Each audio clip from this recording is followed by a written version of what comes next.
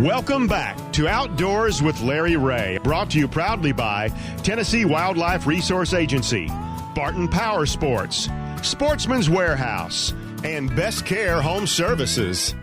Good Saturday morning and welcome back to Outdoors with Larry Ray, the fastest 90 minutes in outdoor radio, where we celebrate the outdoors, the outdoor lifestyle, and swapping swag. And here he is, the host with the most, Larry Ray. I loved it. Golly, he just gets better every time we get him. It's only once a month, but we give him that chance, and he does great. Thank you, John Gordon, for that introduction. I don't know whether to call this next guest George Ryals or call him Grieve, G-R-I-V. I'm not sure which name he's known more for, but we appreciate George. He's coming on today's show. He is the new USA Archery's Paralympic head coach. And I love to talk to our good folks out of Colorado Springs about the Olympics and what they do out there in archery. And, George, I appreciate you taking time. Good morning. Good morning. Hey, thanks for being with us. And I was worried, I talked to George before we went on there, that he was in Colorado Springs and was blown to Kansas with all the snow they've had. But fortunately, he's out of the Atlanta area, so he doesn't have to worry about that. But anyway. Yeah, weather's fine down here. Yeah, thank you for being with us. And talk about it, George. I know you've been on this stage a long time, and a lot of our folks may not understand the GRIV. What is that? How did you come up with that name? Yeah, it's funny how that just kind of appeared. My full name is George Dewey Ryals IV. I'm the fourth George, and I have a young son now. He's the fifth, and it's interesting how all that worked out.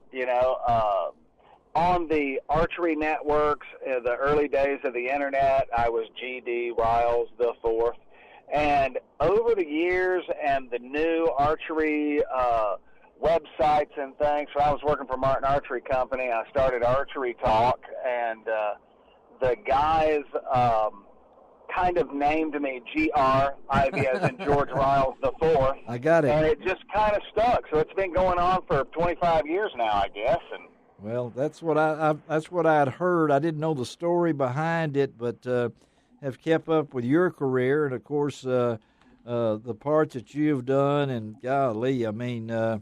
It kind of blows my mind because if I'm not mistaken, you started out with just a small operation, right? Yeah, we've got just a small retail store here in Snellville, Georgia, and a little shooting range that's only about 9 target butts wide, so we got 18 lanes. Yeah. And we have turned that into a great place to learn how to shoot bow. And the head coach of the Hornets, which if you're in competitive archery, young folks and things along that line, that's been part of your life too, right?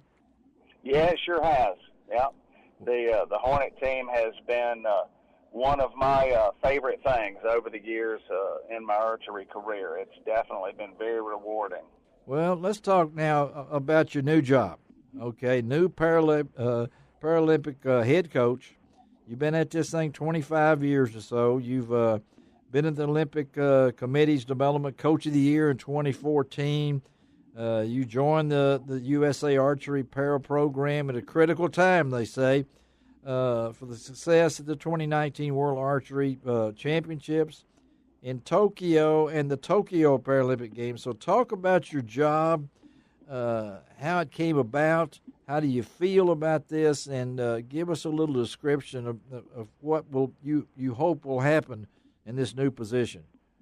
Yeah, the word went out, through the USA Archery Network that they were looking to hire a new head coach. And I coach was coaching a few of the para-athletes there on the team, just privately there in my shop. Yeah. And they told me this, you should put in for that, So I put in for it and went through the whole process, and I'm just super excited that they picked me, and I get to do this with the gang, and they are already super busy. They're preparing really hard. We've got lots of dates, lots of camps, lots of travel preparations and things already moving. So it has definitely been like drinking from a fire hose for me, just getting up to speed because they're focused, they're on it, and they're going for those medals. So I am running hard to catch up with them.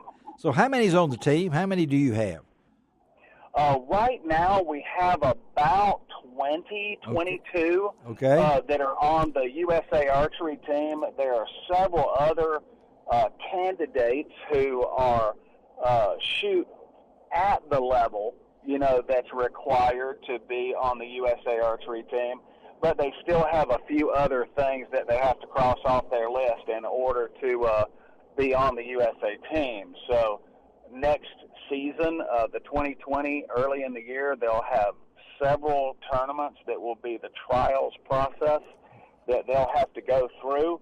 And I believe there's going to be 3 stages to that process that they'll have to go through, and they'll have to win their spots on the Paralympic team. And that's 2020 in Tokyo. Yeah. And when we think of Paralympic, what are we talking about here? Paralympics is essentially disabled shooters who are either in a wheelchair, maybe they have an amputation or something of that nature. There's a classification process that they go through so that they are put in the right shooting division so that they're shooting with other people of their like ability. Yeah. So it's really cool how they've made archery and just Olympic sport accessible to disabled shooters. And again, we're talking to George Ryals IV, if you want to call him that, or go by his nickname also. But George, these people, these teammates bond together, and I know it's got to be, it's got to be motivating to see these folks as they compete at the level that they do and how good they are. Yeah, they are a super close group, and I had such a great time. The first major trip that I went on with that group, I had such a great time. They're such good friends. They work together so well, and it's really awesome to see how people can get together around archery and become such good friends, even though they're competing against each other. That's at right. times. Yeah. They're still great friends. And I guess this is all pointing, as we always do, 2020 Tokyo. We think of that as the accumulation of everything that you guys have done. And this is really, this is very competitive. You said this is very grueling. This is very demanding between now and Tokyo. These competitors really have to bond, and they really have to put in so much time. So talk about the focus of Tokyo when you get to the 2020 Paralympic Olympics. Most of these shooters, we're actually going to have a camp together. All right, okay. Coming up here in a couple of weeks, and we're going to sit down. We're going to look at where are they right now as far as their score averages, where do they need to be in order to be strong and highly competitive when we do get to the Olympics, and then we'll work together to figure out what do we got to do. And then each person, based on wherever they are within that scale, will develop a training plan so that they can get up to speed and be ready. How heart-tugging is it for you, George? I know you're going to be a coach. You're going to be the leader of this team. And you look at these folks and you know the challenges they have faced. How do you as a coach take this emotionally? It is, it's funny. I have been a competitor in the past and won huge events and have been in the big shoot-offs and the matches. And it's kind of funny when I'm standing there watching them, realize their hard work, and they're in that final shoot-off, and they've got one more arrow to shoot for the win, right? My heart rate is probably the same as theirs, even though I'm not shooting. I'm not winning a medal. Yeah. And it's just so great to see somebody work so hard for something, and then it finally come true at the end. Well, we appreciate you taking time on this Saturday morning, George, to be with us. This is George Ryals IV, the new USA Archery Paralympic head coach, and we're going to be pulling for you. Archery is big in this area, I can tell you that, and we love to talk to any of you guys based out of Colorado Springs. So have a great day, and hey, we might try to get in touch with you again later in the year if that's okay. Yeah, that's totally fine. It's good to hear from you, and I'm having a good time with y'all. So, okay. Yeah, please do. All right. Thank you. Have a great day, George. All right. All right. George Ryals IV. You know, when your whole team is they're all Paralympics. They all got something that they've had to overcome.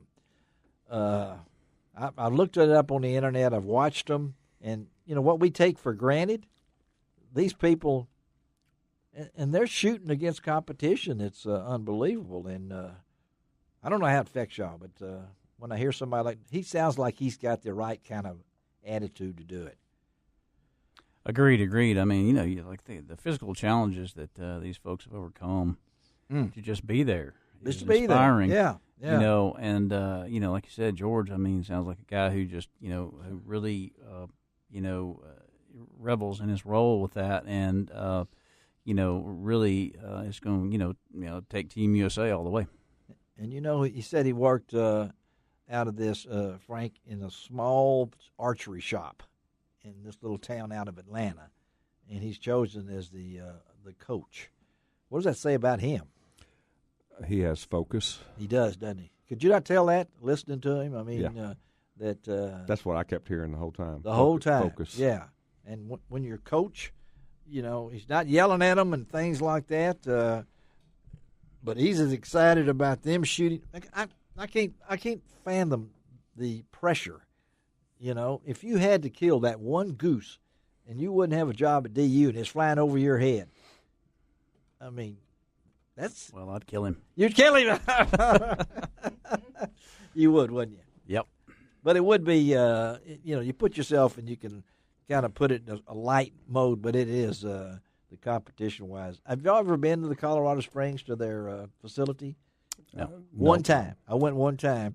Went to see the Air Force Academy and also checked out it's amazing what goes through there. I'm talking about athletes of any type, whether it's basketball or anything like that. Archery, got an unbelievable facility. I don't know what the Russians have, but we're pretty good up there in Colorado Springs. All right, let's take a break, come back. We're going to wrap up today's show, and we're going to talk about what are we going to talk about, Frank, in this next segment? You look? Turkey hunting, probably. Yeah. You're going to say the name of this product, too, before we get through. We'll be right back.